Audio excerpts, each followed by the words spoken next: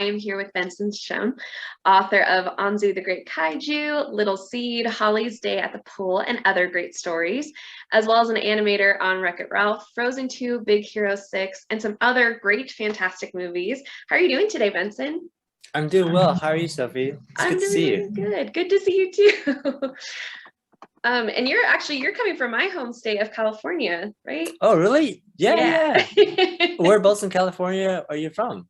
I'm originally from Thousand Oaks, California. Okay. Yeah, yeah. I know where that is.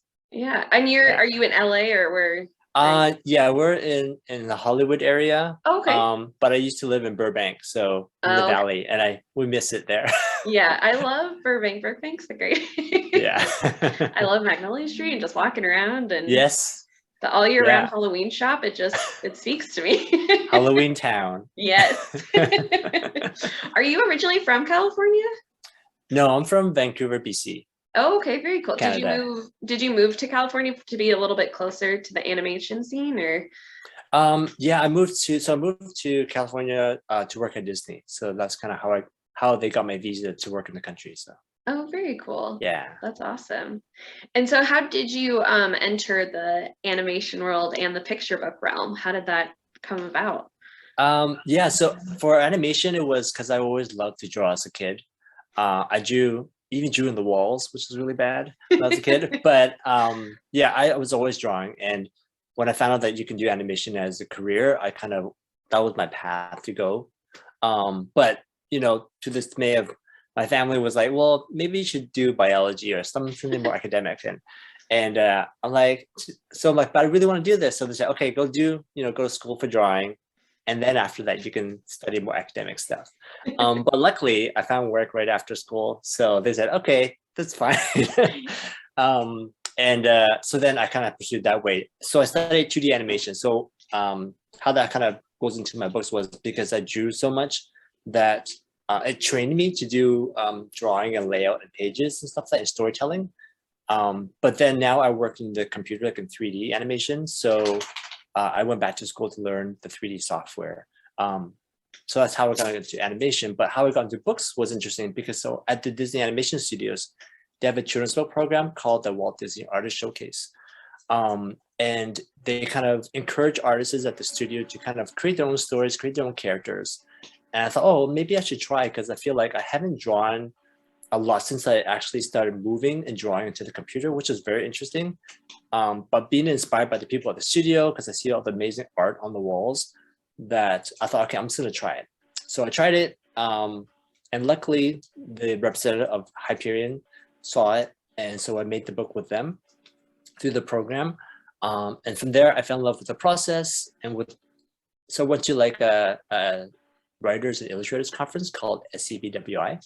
Yep, we And love SCWI. yeah, they're amazing, right? Yes, they are. And yeah, so I learned all about more about the publishing industry, met a lot of people like through Twitter because I didn't know anybody going into it. And I just kind of said, hey, does anyone go into this? And I met some amazing friends there.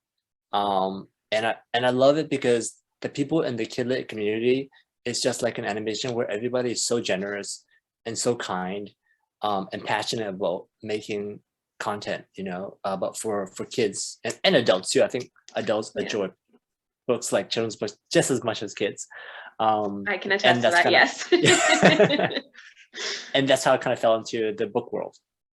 That's so awesome. Yeah, I agree. SCBWI, for those who don't know, it's the Society of Children's Books Writers and Illustrators.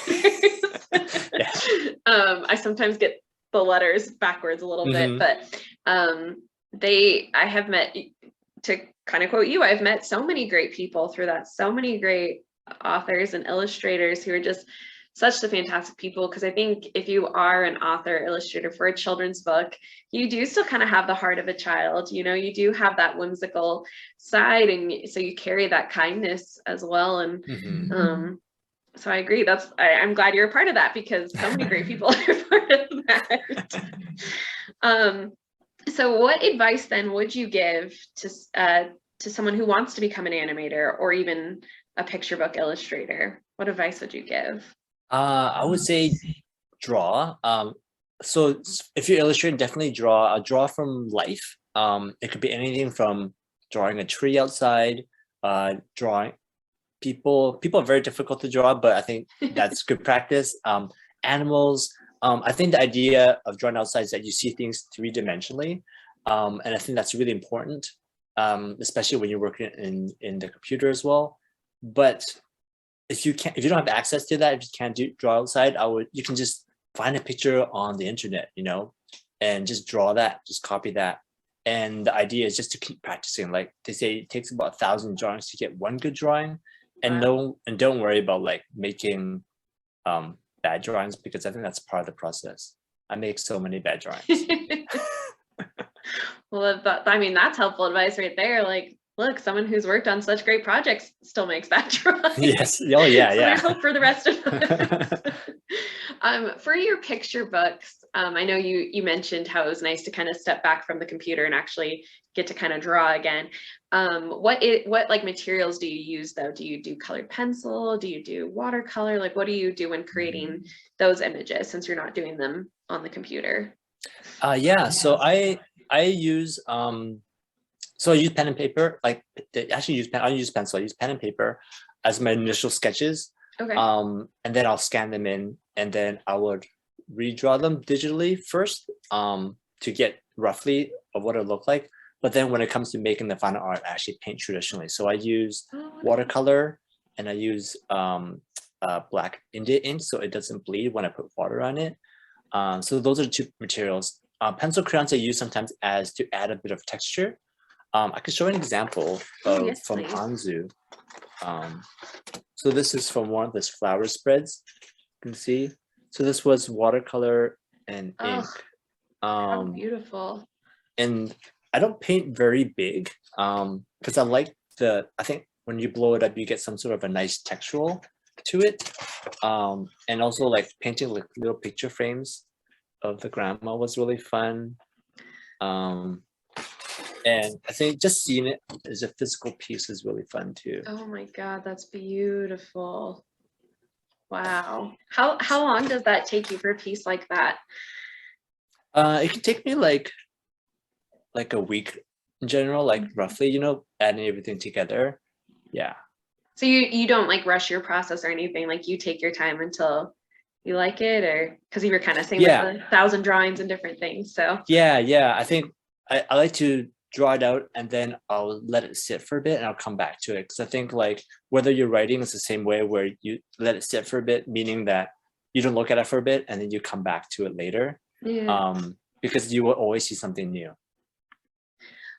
When you're creating or when you're making a picture book where you are the writer and the illustrator, what is your process with that? Do you come up with the pictures first or the story first, or is it like a little bit of both? Yeah, it's a little bit of both. With Anzu, the words came first, the story. I was thinking in my head. But while I was writing it, I was already picturing what the layout will be. So the advantage of because to do the writing and illustration is like, oh, I can describe this in the drawing. So I might write a little in brackets of what this page will be about, and then I'll just leave it blank. I mean, leave it so that I know that there's going to be illustration. And sometimes they'd be like, I think I need words here to describe what is happening here. So it's a little bit of back and forth. But sometimes the story could come with, I'll make an illustration first, and then a story will come out of that. Oh, I love it. I like that it's back and forth, that it doesn't have to be one or the other. Yes, yeah. Well, yeah. What about when you, because you've illustrated a few books as well for an author. So what is the process with that? Yeah, it's a good question, because it's a little different. I'll get the full manuscript, and I will kind of break down like how many pages it's going to be, the page turns and such. Yeah. But the pressure of that is like, I want to do justice to the text, and so I would sketch it out really roughly, and then I'll send it to the art director and the editor to see if it's in the right direction before I carry forward. And then sometimes the author has notes too. Like I think when we're almost done with the sketches, I believe the editor would send it also to the author. So in this case, for Sloth Went, the illustrator with Adam Lehrhardt, I think I did the very final spread. There wasn't going to be any text, But when he saw the final spread, he said, "Oh, I think we need to add a word to it." And I think the last text was "I went" kind of thing to kind of celebrate that he did it. So that was kind of nice to kind of hear. Like sometimes it's a bit of a back and forth. Like I don't necessarily talk with Adam directly while I'm working, but it's more like the editor and art director will be communicating that to see if, oh, maybe we can add something here, or maybe we can adjust something because Benson did this kind of thing. And I would talk to Adam off after we're done the book, you know, and chat with him about it. And I love talking to the author or whoever I'm collaborating with, because I think it's such a teamwork, you know, it's like a 50-50 collaboration. So yeah. How does the to kind of bounce off of that, how does the collaboration work with animating a movie? Like how does it all kind of come together? Because you're not doing the whole movie. It is a bunch of people working on the same project and bouncing off each other. So how does that process unfold, and sending each other's animation? And yeah that's it's so true. It's all about communication, because I think, let's say for Frozen we had about probably like 80, I think about 80 animators. Wow. And you know, we're all animating like at the same time of the same characters. So for example, if I'm animating a shot of Elsa doing something and she does a turn at the end of my shot, I need to communicate that with my colleague who's animating the shot right after, that she will finish her turn, because so it feels like it's consistent throughout, so it flows and while you're watching a film. So there's that, and then there's also the emotional side, the acting side of it. Like we sit with the director and we talk about where is this character at this moment in the film, and then where are they going, so then you know we can follow her thought process throughout these shots, because each of us are only animating like a second or two for every sequence, and there could be 6 people working on that whole sequence. So it's very short, but everything has to kind of piece together. Yeah, and because some will, you know, others will do like the background too, right? Like, so you could just be doing one little shot of Elsa and then someone else has the full background, or yeah. And even like little stuff like if Elsa is doing something in the foreground or Anna's just in the foreground, the people animating the animators animating the background characters can't have them move too drastically, because that would be distracting to the eye. So you have to kind of make sure that what you're doing is not going to take over whatever's happening in the foreground. So it's all about, it's like books too, like you're trying to focus the audience on the attention. Who do you want to focus on, kind of thing. So the background characters might move a little more minimal in that moment, kind of thing. So stuff like that. That's so crazy. So how long would you say, like I'm gonna jump back to picture books for a second. How long would you say like Anzu took you to make, especially compared to like an animated film? I think actually it takes longer to do a picture book. Really? Because I think picture book from conceptual to out, it's probably like 3 to 4 years maybe, or something around there. And then for animated films it could take about 5 years too, but if for just an animator, we are closer towards the end of production. So within the last year and a half, maybe 2 years is when we start. So for us, it's like, it's not as long. If you're in story, that's going to be like probably like 4 years at least minimum, because you start at the very beginning working in story, and then they carry through to the end of production. But for animation, we're more towards the production side of things. So we're closer towards the end. Yeah. Do you hear do you get to hear their voices, like the recordings while you're animating, to kind of capture, like if say like from Wreck-It Ralph is saying a certain word, and that way you know how to like move his mouth and move his facial expressions, or is it just kind of like a dry run? Like how does that work? You're totally right. We do get the voices. Yeah, so we get the voices, and we can actually record the actor and actresses as well, so we can sort of see their mannerisms as well. Of course, they're acting in front of a microphone, so it's not going to be exactly how they would probably act if they're doing a film, but we can at least see the mouth shapes and how they skew their mouth to get certain sounds out, and we can use that and put it into the film. There's always an image when I think of animation, and it's going back quite a few years because it's for Snow White. But my favorite shot of Walt Disney is when he's imitating the witch, giving the apple to Snow White. So do Mhm. you all with each other kind of do that too? I know you're saying you get to record the actors doing movements, but do you all kind of do movements? Like if you turn to your neighbor and you're like, hey, I'm trying to get this angle, how would you move? Like, do you guys do that? Do you guys do some play acting? Yeah, we do. We sometimes either we film ourselves, we do it ourselves, or we can ask our colleagues to help us. So an example would be like, for example, I'm animating a shot where in Frozen 2 where the mom, the Juna, is carrying Anna to the bed and laying her Oh down yeah. when she's singing the song. Yeah. And I, I'm drawing it out roughly what I want, an idea of the poses and stuff like that. But if I want to get, say, more specific on certain details, how does she lay Anna down and stuff, and how she's carrying her, I actually used a pillow and I filmed myself holding a pillow and laying it down the bed. And then I use that and I analyze, okay, is my elbow leading first and then the body comes down? And so all those little mechanical stuff Yeah. would help if I'm filming some reference. So I like knowing those little things. I'll be like, so you know, for that scene, it was a pillow. there's actually a pillow that Benson Shum used to place on the bed. That's so awesome. Are you all back in this? Has it been like back in the studio working, or with like Frozen 2? That came out right before COVID, I think, right? So were you all Yeah, in the studio then, or? we didn't go, we went into like started working from home right at the beginning of animation for Raya. Oh, And then okay. so we made I Raya love and that Encanto. movie. Thank you. Yeah, that was really fun too. Yeah. So okay, so that one you worked mainly from home on then. Mhm, mhm. How did you, was it like a lot of Zoom calls or like emails to Yes. send to the Yeah, so it's like even more communication on top of it.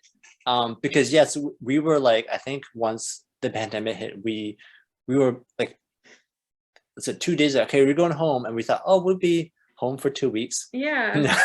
So then they got us like, all set up at home, and it was great. Like they got us up and running pretty fast.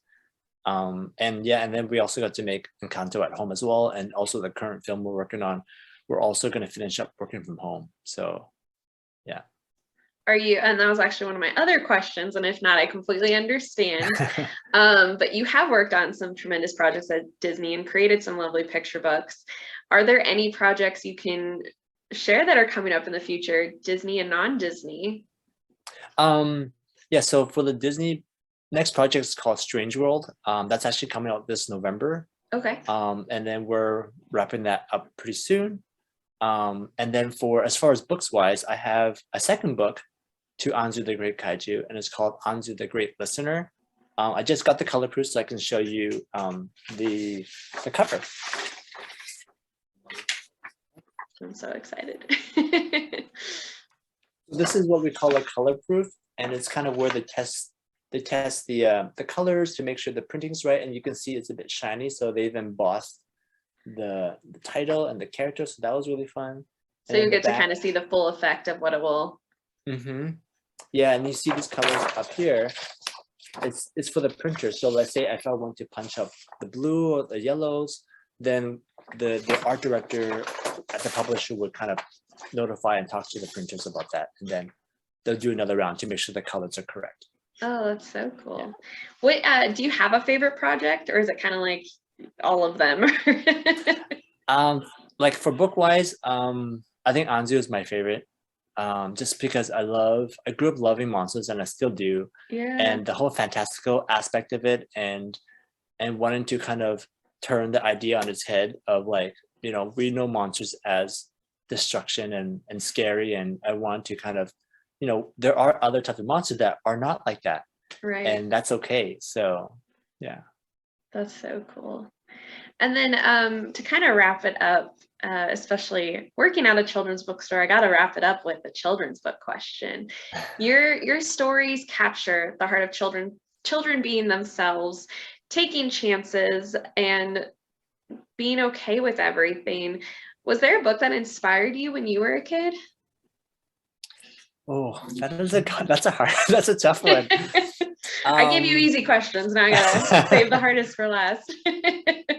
I can't actually I don't have one that comes to mind. But I think I think for me, a lot of it was when I was looking at books was the illustrations. And I think seeing the art of like Quentin Blake was really inspiring. I Yeah. think because there's something so whimsical and childlike about his illustrations, and they're not easy to do. They look very simple, but I think he's captured something very childlike in his drawings, and um, I think that's really inspired me subconsciously as a kid.